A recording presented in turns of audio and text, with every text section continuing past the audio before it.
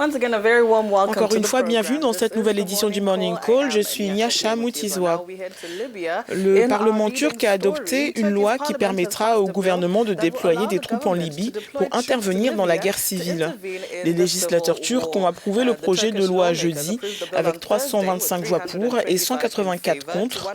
Le gouvernement libyen lutte contre une insurrection menée par les forces du général Khalifa Haftar, basé dans l'est de la Libye.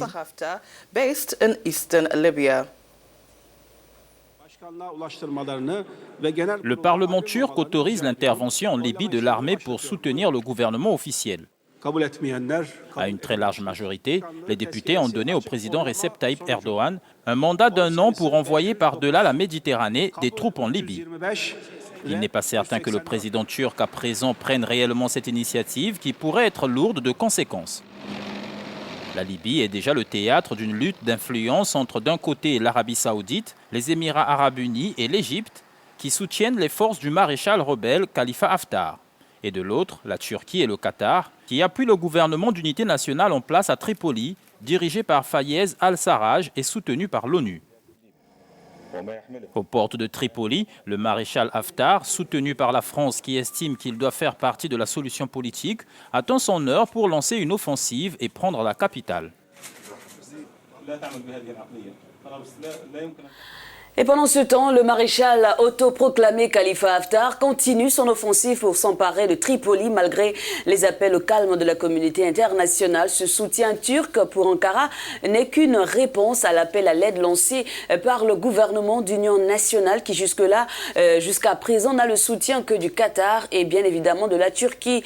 Tous les autres pays s'étant rangés du côté de l'homme fort de l'Est libyen, Khalifa Haftar, l'émissaire de l'ONU en Libye, Ghassan Salamé, le président turc Erdogan accuse même Moscou d'avoir engagé des mercenaires aux côtés de Khalifa Haftar. Et dans cette lutte d'influence, reste à savoir si le président Erdogan, à qui il appartient désormais de décider, va effectivement dépêcher des troupes sur le terrain en Libye. Nyasha.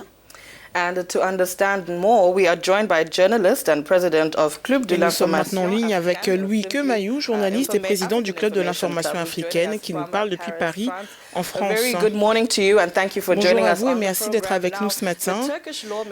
Les Les législateurs turcs ont adopté une motion qui permettra au président Erdogan de déployer des troupes et d'intervenir essentiellement dans les affaires libyennes. Beaucoup craignent que cela n'entraîne une escalade de la guerre civile. Qu'en pensez-vous? Ce qui est certain, c'est qu'on a besoin aujourd'hui d'un État et d'un gouvernement libyen fort. Avec le désordre actuel, il ne se passera rien.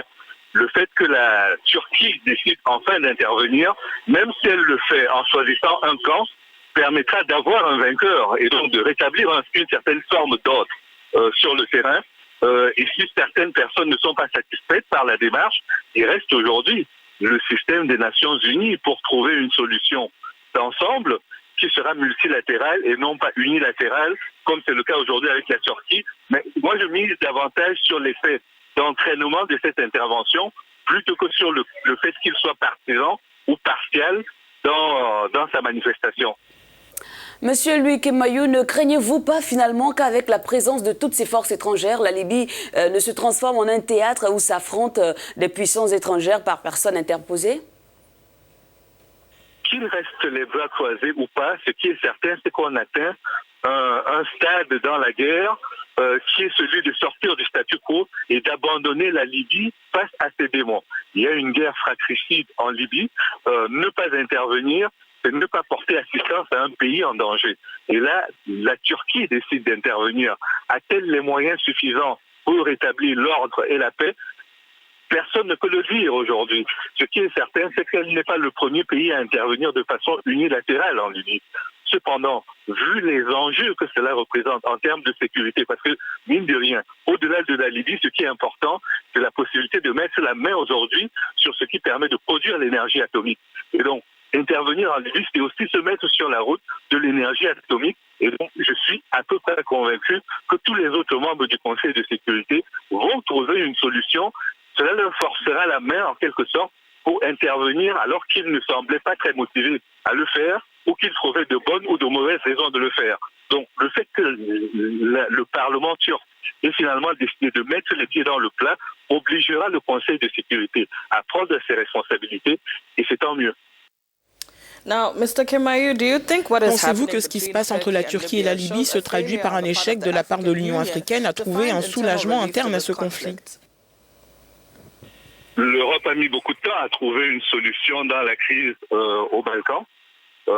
Il a fallu beaucoup d'autres interventions pour que, même aujourd'hui, l'on arrive à un début de solution durable dans ces pays-là. La plaie n'est pas complètement refermée. Pourtant, la construction européenne est quand même l'un des modèles aujourd'hui de réussite en termes de mise en commun des moyens et des valeurs. L'Union africaine en est à ses balbutiements. Elle n'a pas une politique de défense concertée, ce qui n'est pas le cas pour l'Europe non plus. Mais cela est d'autant plus paralysant pour l'Afrique qu'aujourd'hui, elle est véritablement dans un stade de développement où elle a besoin de toutes ses forces pour réussir, mais n'a pas les moyens toujours pour rassembler ces forces-là et agir sur les sujets les plus prégnants de son actualité. Encore une fois, je ne jetterai pas la pierre à l'Union africaine. En revanche, c'est vrai qu'il aurait fallu peut-être au moment où l'intervention en Libye s'est produite, que les chefs d'État africains se mettent dans la capacité d'interdire l'intervention en Libye. Ils ne l'ont pas fait, c'est ça qui est le plus regrettable. Ce n'est pas le fait qu'il n'ait pas de réponse aujourd'hui, c'est le fait qu'il n'ait pas empêché le chaos de s'installer en Libye au moment où la France et ses alliés ont décidé de bombarder, de détruire ce pays. Merci, Monsieur Kemayou, d'avoir répondu à nos questions ce matin. Louis Kemayou, journaliste, président du Club de l'information africaine, nous parlait depuis Paris en France.